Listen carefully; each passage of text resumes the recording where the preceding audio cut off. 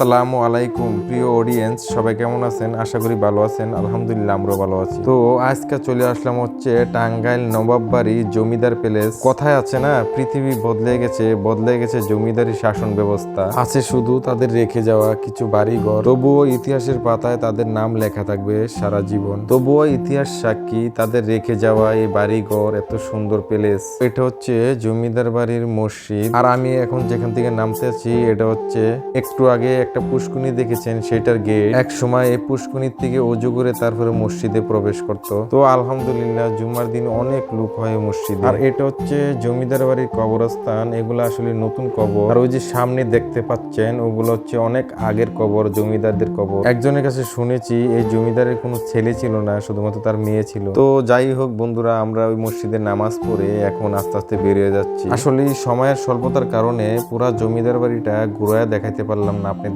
আমি দুঃখিত। তো এখন আমরা চলে যাচ্ছি জমিদার বাড়ি স্কুল অ্যান্ড কলেজে। তো স্কুলটা দেখতেও যেন মনে হচ্ছে জমিদার বাড়ি, এত সুন্দর দেখতে আলহামদুলিল্লাহ। তো আরেকটি খুশির খবর হচ্ছে এখানে রাত দিন 24 ঘন্টা কোরআন তেলাওয়াত চলে। কোরআন তেলাওয়াত করার জন্য লোক রাখা আছে।